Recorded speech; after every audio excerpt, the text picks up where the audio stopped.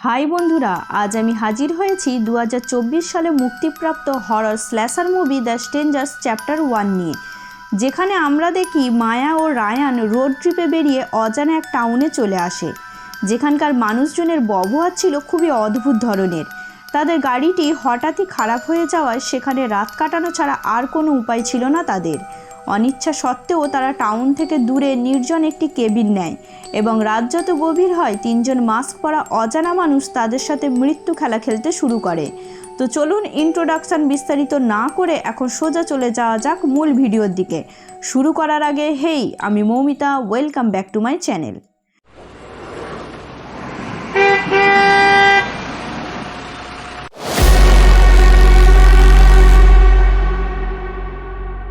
মুভির শুরুতে আমরা একজনকে দেখি যে খুব ভয় পেয়ে জঙ্গলে দৌড়তে থাকে।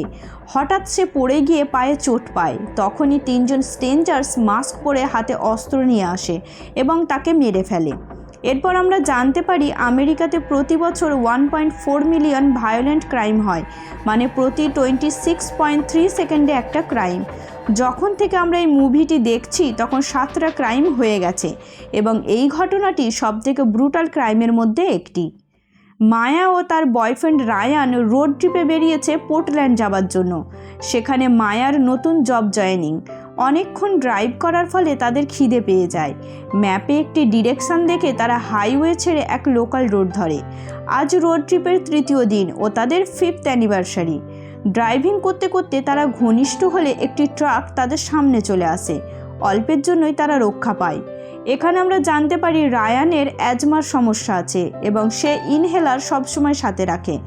ওই রাস্তা ধরে এগোতে থাকলে তাদের ফোনের সিগন্যাল চলে যায়। কিছুক্ষণের মধ্যেই ভেনাস নামে একটা ছোট টাউনে তারা চলে আসে। সেখানে একটি গ্যারেজের পাশেই একটি ডাইনার দেখে তারা গাড়ি পার্ক করে। পাশেই গ্যারেজের মেকানিক তাদের দিকে অদ্ভুত দৃষ্টিতে তাকিয়ে থাকে। ডাইনারের ভিতরে প্রবেশ করলে তারা এক শেরিফকে বসে থাকতে দেখে। সেলি নামের একজন ওয়েট্রেস তাদের অর্ডার নিতে আসে এবং মায়া ভেজিটেরিয়ান শুনে সে মুচকি হাসে। ভিতরে থাকা সব মানুষ জানতে পারে আজ তাদের অ্যানিভার্সারি। এটা শুনে একটি কাপেল ইডেন ও নীল খুশি হয়, কারণ আজ তাদেরও 2nd অ্যানিভার্সারি। শুধু পার্থক্য এটাই ছিল যে কাপেলটির বিয়ের অ্যানিভার্সারি ছিল এবং মায়া ও রায়ানের ডেটিংয়ের, যেটা শুনে সকলের এক্সপ্রেশন বদলে যায়। ডাইনারের মালিক ক্যারল রায়ানকে বলে যে 5 বছরে সে একটি আংটি পরাতে পারেনি কেন। খাবার খেয়ে বেরোনোর সময় তারা দেখতে পায় একটি মানুষের মিসিং পোস্টার লাগানো আছে জেফ মরেল নামে। আসলে এই মানুষটিকেই আমরা মুভির শুরুতে খুন হতে দেখি, যাকে এই ডাইনারে শেষ দেখা গেছে। রায়ান ও মায়া গাড়িতে উঠে স্টার্ট দিলে গাড়ি স্টার্ট নেয় না। বারবার চেষ্টা করার পরও গাড়িটি স্টার্ট হচ্ছিল না।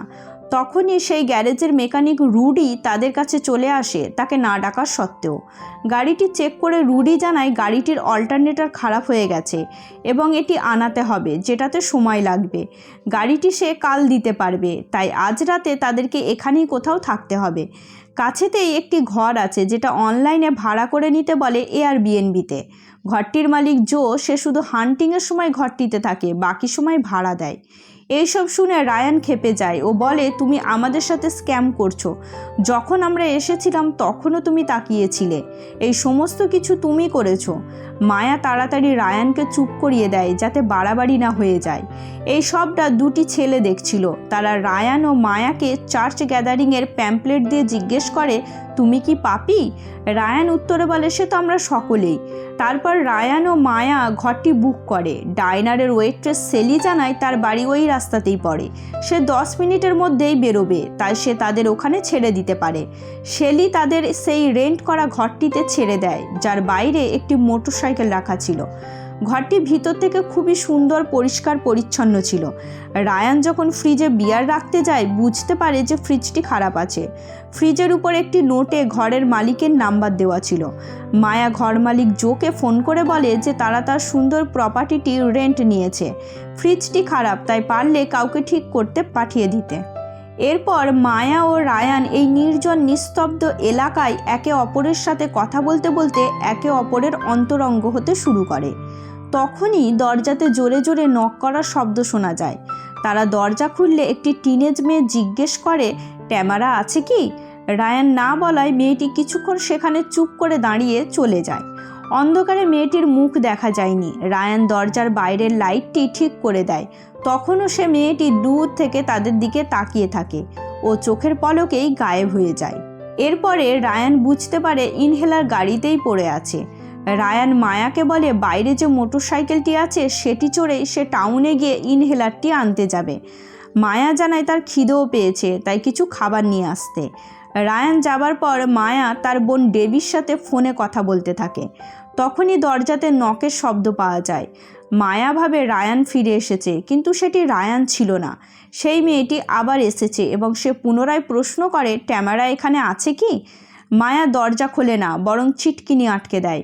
মেয়েটি আবার দরজায় নক করে ও একই প্রশ্ন করতে থাকে। এবার মায়া ভয় পেয়ে যায়। যতক্ষণ এসব হচ্ছিল একজন কিলার ইতিমধ্যেই ঘরেতে ঢুকে পড়ে মায়ার অজান্তে, যার নাম স্ক্রেক্রো। মেয়েটি চলে যাওয়ার পর মায়া যেখানে তার ফোন রেখেছিল সেখানে সে খুঁজে পায় না। কিছুক্ষণ খোঁজার পর পাশেই একটি বুক সেলফের উপর ফোনটি পায়। মায়া রায়ানকে কল করে, যেটি না লাগায় সে ভয়েসে মেল সেন্ড করে বাড়ির বাইরে চেক করতে বেরোয়, কিন্তু বাইরে কেউই ছিল না। মায়া ভিতরে এসে একটি উইড ধরায় ও পিয়ানো বাজাতে শুরু করে এবং পিছনে বসে কিলারটি পিয়ানো শুনতে থাকে। এতক্ষণে রায়ান টাউনে গিয়ে গাড়ি থেকে ইনহেলার নিয়ে নেয়। তখনই গ্যারেজের মালিক রুডি এসে তাকে ধরে ফেলে। সে ক্ষুব্ধ হয়ে জানায় যে তার প্রথমে তাকে জানানো উচিত ছিল, সে তাকে গাড়ি চোর ভেবেছিল। রায়ান তার পিছন ছাড়িয়ে খাবার নিতে যায়, যেখানে ডাইনারের লোকজন বসে বিয়ার খাচ্ছিল। ওখানে রুডির চেলা ও সকালের সেই কাপেলটিও ছিল। বার্গার অর্ডার করার পর রায়ানকে দোকানদার সেই চার্চের প্যাম্পলেটটি দেয়, যেটাতে সে বলে সে আগে নিয়েছে। এদিকে মায়া আরেকটি উইড স্মোক করে শাওয়ার নিতে যায়। সে যখন শাওয়ার নিচ্ছিল তখনই কিলারটি বাইরে থেকে তাকে দেখতে থাকে। মায়া কিছু ফিল করলে ঘুরে তাকাতেই সে গায়েব হয়ে যায়। শাওয়ারের পর মায়া তার চুল ব্লো ড্রাই করছিল, তখনই ইলেকট্রিসিটি চলে যায়। মায়া যখন পুরো ঘর তার ফোনের ফ্ল্যাশ লাইট দিয়ে খুঁজে বেড়ায় তখন সে ফিউজ বক্স দেখতে পায়, কিন্তু তার পিছনে একজনকে ডলের মাস্ক পরে দাঁড়িয়ে থাকতে দেখে সে ভয়ে চেঁচিয়ে দৌড়ে উপরে চলে যায়। এই কিলারটির নাম ডলফেস। মায়া উপরের ঘরের এক কোনায় গিয়ে লুকিয়ে পড়ে। সে শুনতে পায় কেউ সিঁড়ি বেয়ে উপরে উঠে আসছে। ভয়েতে তার অবস্থা খারাপ হয়ে যায়। সেই ঘরের দরজা খুলতে থাকলে মায়া ভাবে সে আর বাঁচবে না, কিন্তু সেটি রায়ান ছিল। রায়ানকে দেখে মায়া অনেক স্বস্তি পায় এবং রায়ানকে বলে ঘরের মধ্যে কেউ আছে। রায়ান ফিউজ বক্সের কাছে গিয়ে পাওয়ার অন করে এবং বলে যে অন্ধকারে তুমি যাকে দেখেছো সেটি আসলে পাশের ঘরে টাঙানো এই পেন্টিংটি ছিল। তুমি কিছুটা নেশাগ্রস্ত এক অপরিচিত ঘরে ঘন অন্ধকারে একলা থাকার ভয়ে তোমার এমন মনে হয়েছে। আমি ভাবতাম আমিও কিছু দেখেছি। মায়াও মেনে নেয় হয়তো তাই হবে, কিন্তু তখনই দরজায় তারা আবার নকের শব্দ শুনতে পায়। রায়ান রেগে মেগে দরজা খুলে দেখে সেই মেয়েটি অনেক দূরে দাঁড়িয়ে দেখছে। রায়ান তার কাছে এগোতে থাকলে সে ছুটে পালিয়ে যায়। রায়ান বলে সে যদি আবার আসে এবার পুলিশ ডাকবে। রায়ান মায়াকে জানায় সে ভয় পেয়েছে, আর আসবে না। সে টাউনের কোনো টিনেজ বাচ্চা যে কিনা তাদের সাথে প্র্যাঙ্ক করছে। মায়া ও রায়ান ভিতরে গিয়ে খেতে বসে। রায়ান এমনভাবে বার্গার খাচ্ছিল যে তার মুখে কেচাপ মেখে যায় ও টেবিলে টপতে থাকে। এটা দেখে মায়া রায়ানের মজা নেয়। হঠাৎই উপর থেকে লাল রঙের কেচাপের মতো কিছু একটা পড়তে শুরু করে। তাদের আর বুঝতে বাকি ছিল না এটি আসলে রক্ত। উপরের দিকে তাকিয়ে তারা দেখে একটি মরা মুরগি ঝুলিয়ে রাখা আছে। ঘরের মধ্যে যে কেউ এসেছিল এটা তারা শিওর হয়ে যায়। তারা তাড়াহুড়ো করে ঘরের জানালা দরজা বন্ধ করতে যায়। মায়া যখন ঘরের দরজা লক করতে যায় তখনই একটি কুড়ুল দরজা ফুঁড়ে তার মুখের কাছে এসে থামে। সামান্যর জন্যই মায়ার মুখটি ফালা ফালা হওয়া থেকে বেঁচে যায়। কিলারটি কুড়ুল দিয়ে দরজা ভাঙতে শুরু করে। তখন মায়া ও রায়ান দৌড়ে গিয়ে রুমের ভিতরে লুকিয়ে পড়ে। দরজাটি ব্লক করতে তারা দেখতে পায় দরজাটির উপর রক্ত দিয়ে স্মাইলি ফেস করে হ্যালো লেখা আছে। এবার তৃতীয় কিলার পিনআপ গার্লও বাড়ির মধ্যে প্রবেশ করে। ডলফেস পিয়ানো বাজায় এবং স্ক্রেক্রো কিলারটি তাদের রুমের দরজা ভেঙে দেয়, কিন্তু কিছু করে না, দেখে চলে যায়। তারা বুঝে উঠতে পারে না যে তাদের সাথে কি হচ্ছে। কিলারগুলি ঘর থেকে বেরিয়ে গেলে তারা রুম থেকে বের হয়। রায়ানের ফোনটি খুঁজে পায়। ফোনটি ভাঙা ও তার উপর রক্ত দিয়ে স্মাইলি করা ছিল এবং মায়ার ফোন কোথাও খুঁজে পায় না। তারা তড়িঘড়ি ঘর থেকে বেরিয়ে মোটরসাইকেল নিয়ে পালাবার কথা ভাবে, কিন্তু তাদের সামনেই সেই মোটরসাইকেলটি ব্লাস্ট হয়ে যায়। উপায় না পেয়ে দুজনে আবার ঘরের ভিতরে দৌড়ে চলে আসে। তারা বুঝতে পারে আত্মরক্ষার জন্য তাদেরও কোনো অস্ত্র প্রয়োজন। মায়া বলে এটি একটি শিকারীর ঘর, তাই এখানে হান্টিং রাইফেল নিশ্চয়ই থাকবে। সেখানে মায়া একটি বড় ভেন্ট দেখে বুঝতে পারে ঘরটির নিচে ক্রল স্পেস আছে, মানে বাড়িটির নিচে ফাঁকা জায়গা আছে। তারা সেই ভেন্টটি খুলে চুপচাপ ঘরের নিচে চলে যায় এবং হামাগুড়ি দিয়ে এগোতে থাকে। রায়ানের গায়ে একটি বড় ইঁদুর উঠে বসে। সেটি দেখে তারা আরেকটু এগোলে মায়ার হাতে একটি বড় পেরেক ঢুকে যায়। অসহ্য যন্ত্রণা হওয়া সত্ত্বেও মায়াকে চুপ থাকতে হয় যাতে উপরের কিলারগুলি না টের পায়। রায়ান মায়ার হাত থেকে পেরেকটি বের করে কিছুটা কাপড় ছিঁড়ে মায়ার হাত বেঁধে দেয়। বাইরে বেরিয়ে তারা শেডের দিকে দৌড় দেয়। তখনই রায়ান একটি পাথরে হোঁচট খেয়ে পড়ে গিয়ে গোড়ালিতে চোট পায় এবং তার পকেট থেকে ইনহেলারটি পড়ে যায়। ভিতরে গিয়ে তারা বন্দুক খুঁজতে থাকে, কিন্তু জানতো না তাদের আগেই পিন আপ গার্ল কিলারটি সেখানে উপস্থিত ছিল। তারা কাজ চালানোর মতো কিছু একটা পায়। রায়ান একটি সিঁড়ি দেখে বন্দুক খুঁজতে উপরে যায়। তখনই সেই কিলারটি মায়ার সামনে চলে আসে এবং মায়া ভয়ে চেঁচিয়ে পিছনে সরে গেলে পিছন থেকে জানালার কাঁচ ভেঙে স্ক্রেক্রো কিলারটি তার গলা চেপে ধরে। রায়ান একটি শটগান খুঁজে পায় ও সে নিচে এসে গুলি করে, ফলে দুটি কিলার সেখান থেকে পালিয়ে যায়। এরপরে সেখান থেকে বেরিয়ে তারা সাবধানে বন্দুক নিয়ে এগোতে থাকে। ঘরের সামনের বারান্দায় কেউ আছে বুঝতে পেরে রায়ান তাকে গুলি করে, কিন্তু তার মুখে মাস্ক না থাকায় মায়ার আর বুঝতে বাকি ছিল না এটি কোনো কিলার নয়, এটি বাড়ি মালিক জো, যে ফ্রিজ ঠিক করতে এসেছিল, কারণ পাশেই তার টুল বক্স ও গাড়িও ছিল। একজন নির্দোষ মানুষকে মেরে ফেলায় রায়ান গিল্ট ফিল করে, কিন্তু মায়া তাকে বোঝায় যে এতে তার কোনো দোষ ছিল না। তারা জোয়ের গাড়ির চাবিটি নেয় ও বন্দুক নিয়ে গাড়িতে উঠে গিয়ে বসে এবং তার ফোনও খুঁজে পায়। মায়া ফোন করতেই যাচ্ছিল, তখনই পিছন থেকে একটি কিলার মায়ার উপর হামলা করে।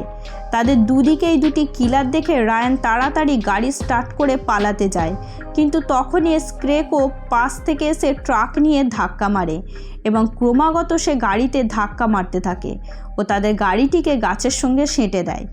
মায়া ভাঙা জানালা দিয়ে বাইরে বেরিয়ে পড়ে, কিন্তু রায়ানের পা গাড়ির মধ্যে আটকে যায়, ফলে সে বেরোতে পারে না। রায়ান মায়াকে পালিয়ে যেতে অনুরোধ করে, কিন্তু মায়া রায়ানকে ফেলে যেতে চায় না। পরক্ষণে মায়া একাই সেখান থেকে পালিয়ে যায়। রায়ান যখন শটগান রেডি করছিল ততক্ষণ সে কিলারটি গাড়ি থেকে বেরিয়ে গিয়েছিল। রায়ানের সামনে কিলারটি অ্যাটাক করলে রায়ান গুলি চালায়, কিন্তু তাকে মারতে পারে না, সে পালিয়ে যায়। এরপর রায়ান গাড়ি থেকে বেরিয়ে মায়াকে খুঁজতে বেরোয়। এদিকে আমরা দেখি মায়া জঙ্গলে দৌড়তে থাকে, কারণ ডলফেস তার পিছু নিয়েছিল। একটি পুরানো ভাঙা ব্রিজের নিচে শুকনো জমে থাকা পাতার মধ্যে মায়া লুকিয়ে পড়ে। ডলফেস সেখানে আসে, কিন্তু তাকে খুঁজে না পেয়ে চলে যায়। সে চলে গেলে মায়া পুলিশকে ফোন করে, কিন্তু সিগন্যাল উইক থাকার কারণে ফোনটি কেটে যায়। শুধু সে অ্যাড্রেসটি বলতে পেরেছিল। তখনই সে দেখে একটি পচা পোকা ধরে যাওয়া কঙ্কাল তার পাশে শুয়ে আছে। আসলে এটিই ছিল জেফ মরেলের লাশ। এরপর মায়া সেখান থেকে পালানোর চেষ্টা করে, কিন্তু কিছুটা যাওয়ার পরেই ডলফেস তাকে ধরে ফেলে এবং সাথে করে নিয়ে যায়। এদিকে রায়ানের শ্বাসকষ্ট হচ্ছিল, কারণ ইনহেলার তার সঙ্গে ছিল না। সে একটি বোতল পড়ে থাকতে দেখে এবং সেটির মাধ্যমে সে অল্পক্ষণের জন্য কাজ চালিয়ে নেয়। শব্দ শুনে স্ক্রেক্রো সেদিকে আসে, কিন্তু ততক্ষণে রায়ান সেখান থেকে বেরিয়ে গিয়েছিল। রায়ান জঙ্গলে এগোতে থাকলে সে পিন আপ গার্লকে দেখতে পায় ও চুপিসারে তার মাথায় বন্দুক ধরে। সে তাকে ধীরে ধীরে সামনে ঘুরে দাঁড়াতে বলে ও তার হাতের ছুরিটি ফেলে দিতে বলে। রায়ান তাকে জিজ্ঞেস করে মায়া কোথায়, কিন্তু কিলারটি কোনো উত্তর না দিয়ে নাচতে শুরু করে দেয় ও জোরে জোরে চেঁচিয়ে রায়ানকে ব্যঙ্গ করে হাসতে থাকে। রায়ান যখন জানায় সে তাকে মেরে ফেলবে, তখন সে দুটো হাত খুলে গুলি খেতে প্রস্তুত হয়ে যায়। রায়ান বন্দুকের ট্রিগার চাপতেই যাচ্ছিল, ঠিক তখনই স্ক্রেক্রো পাশ থেকে এসে কুড়ুলের পিছন দিয়ে রায়ানের মাথায় জোরে আঘাত করে ও সে অজ্ঞান হয়ে যায়। মায়া ও রায়ানের যখন হুঁশ ফেরে, তখন তারা কেবিনের মধ্যে নিজেদেরকে চেয়ারে দড়ি দিয়ে বাঁধা অবস্থায় পায়। তারা দুজনেই বুঝতে পারে এটাই তাদের জীবনের শেষ মুহূর্ত, তাদের মৃত্যু এবারে নিশ্চিত।